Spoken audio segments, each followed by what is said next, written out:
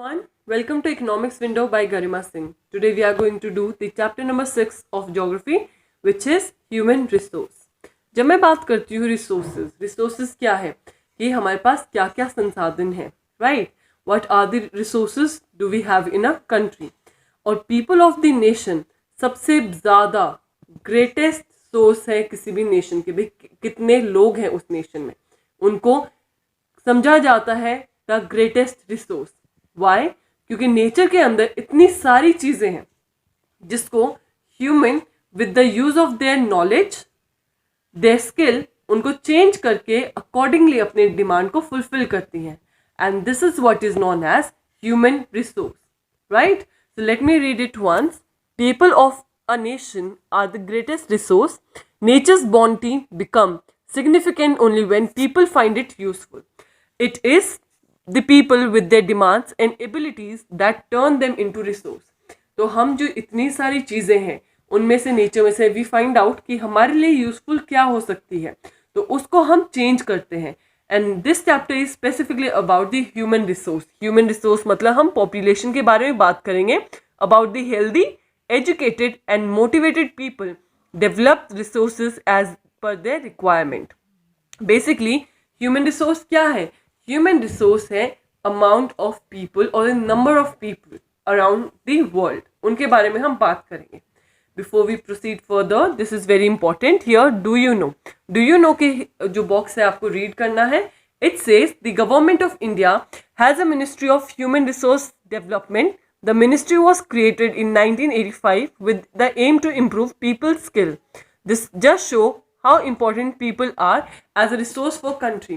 तो इसमें बताया है 1985 में गवर्नमेंट ने एक मिनिस्ट्री बनाई, एक अलग से डिपार्टमेंट बना, हमारा ministry of human resource development. ये किस चीज़ के ऊपर काम करती है? जो लोगों को स्किल को एनहांस करने के लिए. ओके, तो आपको पता चल गया होगा कि how important we people are. किसी भी देश में देशवासी कितने ज़्यादा इम्पोर्टेंट होते हैं, राइट? फिर हम बात करते हैं ये जो ह्यूमन रिसोर्स है, this population is not equally distributed all over the world. हर एरिया में हमें अलग चीज़ दिखाई देती है in terms of education level, in terms of the age, the gender. Number भी अलग है और कैरेक्टरिस्टिक्स भी अलग है, अलग अलग एरिया के, अलग अलग लोगों के, राइट? अब हम बात करेंगे distribution of population. Distribution of population का मतलब है कि हमने कैसे अक्रॉस द अर्थ सरफेस, कैसे लोग बटे हुए हैं, कैसे how people have spread across the earth surface. और इस पैटर्न को बोला जाता है पैटर्न ऑफ पॉपुलेशन डिस्ट्रीब्यूशन. ऐसा माना जाता है more than 90% of the world's population lives in about 10% of the land surface. और अगर सबसे ज़्यादा क्राउडेड एरिया की बात की जाए, सबसे ज़्यादा क्राउडेड एरियाज है south and south east Asia, European countries and north America. जब मैं बात करती हूँ वेरी फ्यू पीपल और लेस डेंस एरिया की, तो उसके अंदर आते हैं लाइक हमारे हाई ऑल्टीट्यूड, या हाई ऑल्टीट्यूड मतलब जहाँ मेरे बहुत ज़्यादा माउंटेनियस रीजन में है, या मेरे डेजर्ट एक्सट्रीम जो एरियाज हैं जहाँ क्लाइमेट होते हैं, वहाँ मेरी थोड़ी पॉपुलेशन कम है क्योंकि वहाँ लोगों का एग्जिस्ट करना मुश्किल हो जाता है. Again this is very important. Almost 3/4 of the world population live in 2 continents, Asia and Africa. सबसे ज़्यादा populated continents कौन कौन से हैं? Asia and Africa. If you will see this picture here, यहाँ आपको पता चल जाएगा that this yellow color people are the people which signifies the people living in the area of Asia. The dark yellow color signifies the people living in Europe. The purple color, the people living in Africa. This blue is for Central South America. Red one, this pinkish one is for North America, and green one is for Oceania, which is the Australia region, the New Zealand region, right? तो आप देख रहे हो population सबसे ज़्यादा कौन से area में दिखाई दे रही है? In that of Asia, then second number पे अफ्रीका, थर्ड पे यूरोप, राइट? तो हमें पता चल रहा है कि पॉपुलेशन जो है वर्ल्ड में इट इज़ अनइवनली डिस्ट्रीब्यूटेड. और जब डिस्ट्रीब्यूशन की बात करते हैं, कैसे लोग बटे हुए हैं on the surface of earth, it is known as distribution of population. उसके बाद इसके अंदर हमने दिखाया है वर्ल्ड्स मोस्ट पॉपुलस कंट्री.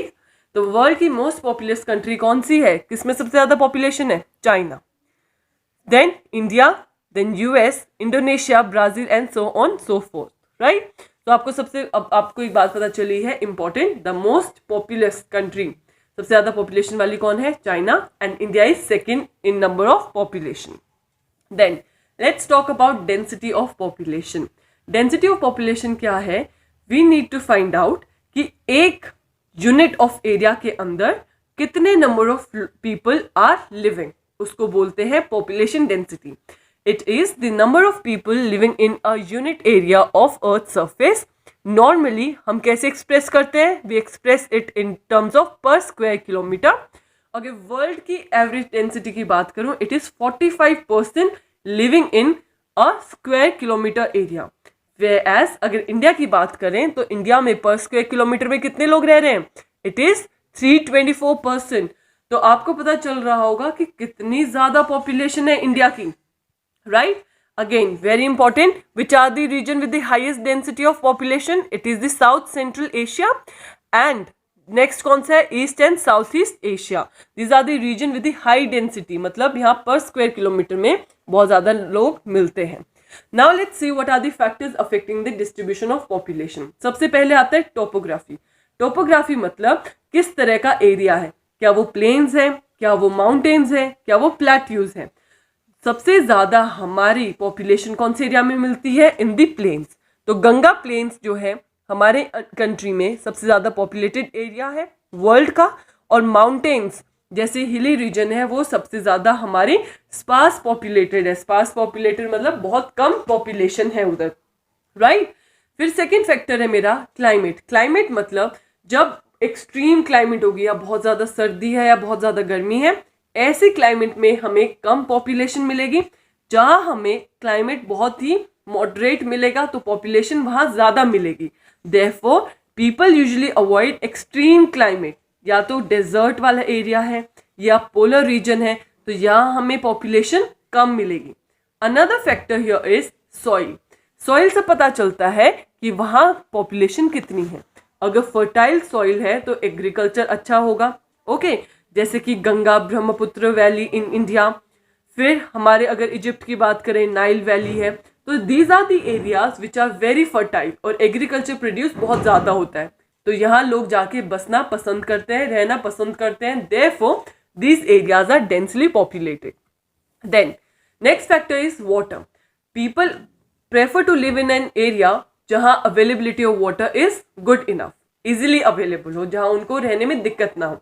इसलिए रिवर वैलीज में हमें डेंसली पॉपुलेटेड मतलब ज्यादा पॉपुलेशन दिखाई देती है as compare to that of the deserts where we have sparse और स्पेयर पॉपुलेशन मतलब कम है. Then next factor is mineral. Mineral deposit being again एक फैक्टर है जो पॉपुलेशन को डिटरमाइन करता है.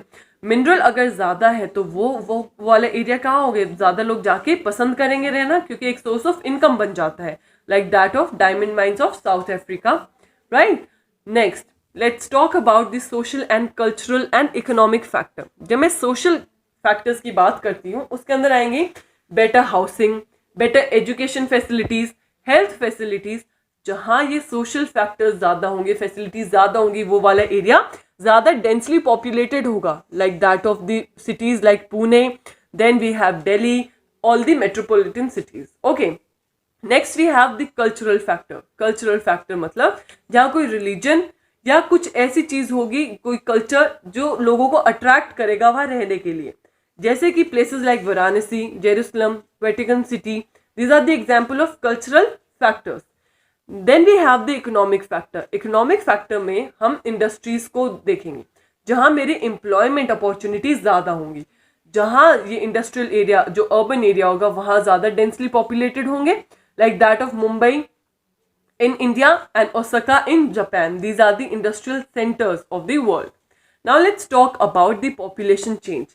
Population change क्या होता है? It refers to the change in the number of people during a specific time.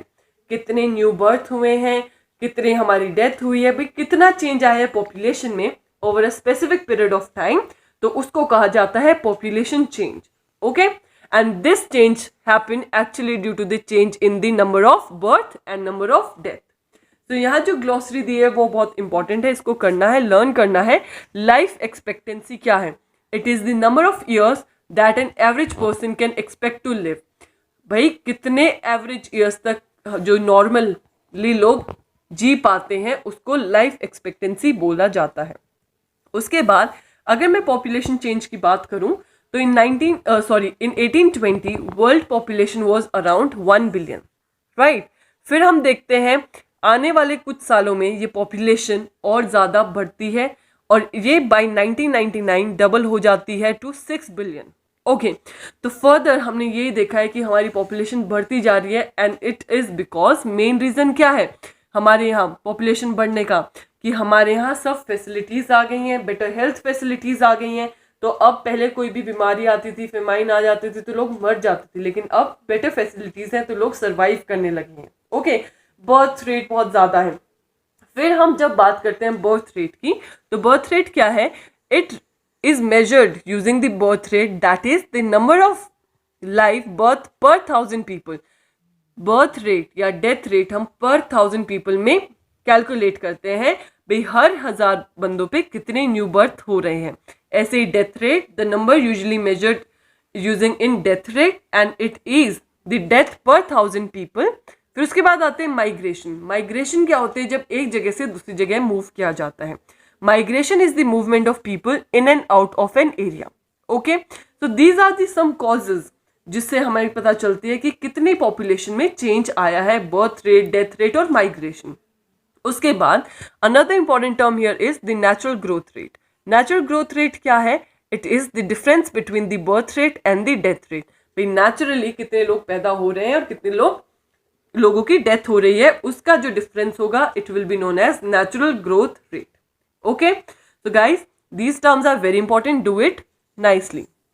Okay, अब इसके बाद माइग्रेशन का जब कॉन्सेप्ट किया था हमने, माइग्रेशन मतलब जब लोग इन और आउट मूव कर रहे होते हैं एक एरिया से। यहाँ दो कॉन्सेप्ट आएंगे, इमिग्रेशन और immigration. Okay, one is IM। Okay, ये क्या होता है? When a person enters a new country, जब कोई इंसान कोई नए देश में जाता है।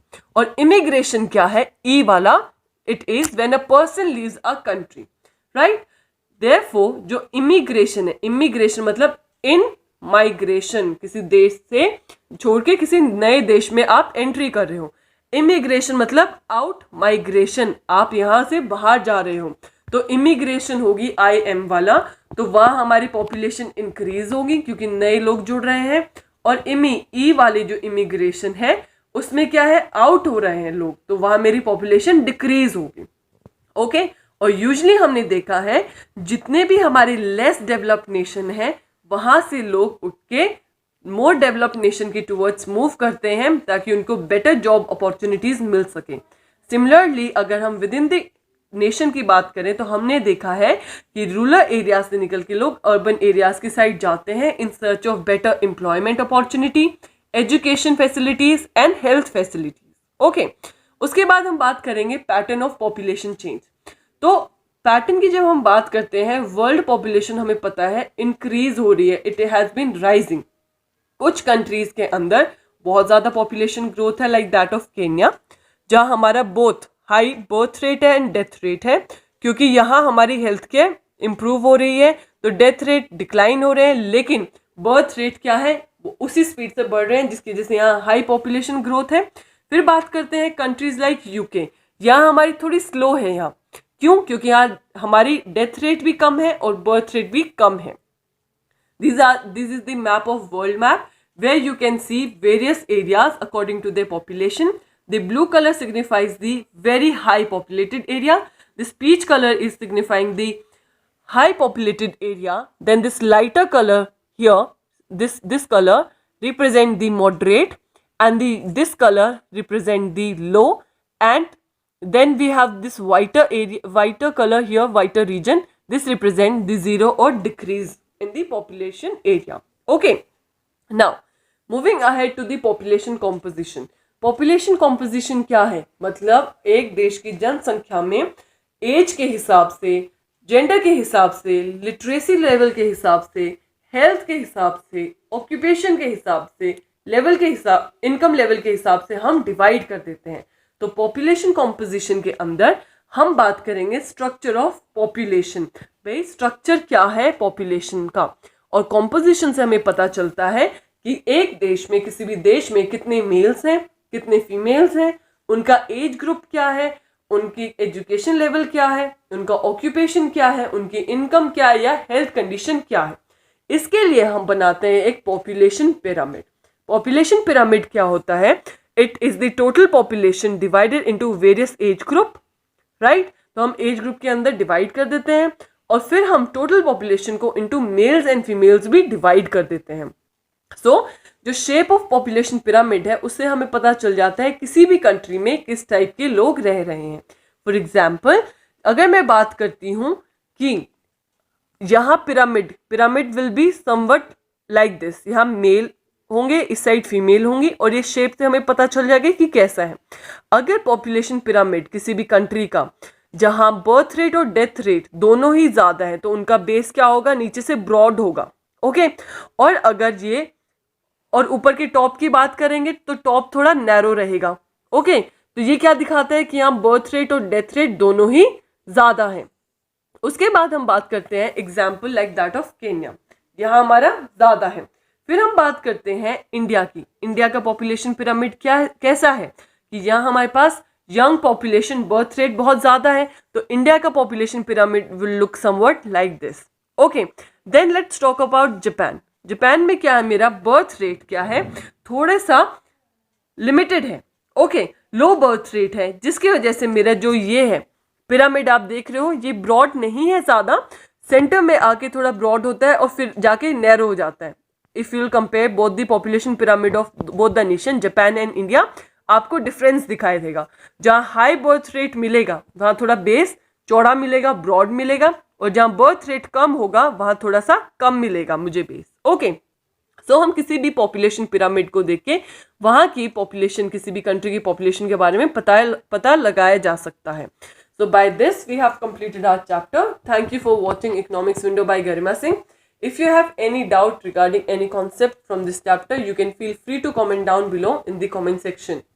Thank you for watching Economics Window, and if you like this video then do not hesitate to press in that thumbs up icon. And also if you are new to my channel, make sure you like, share and subscribe to Economics Window by Garima Singh for more amazing content coming your way.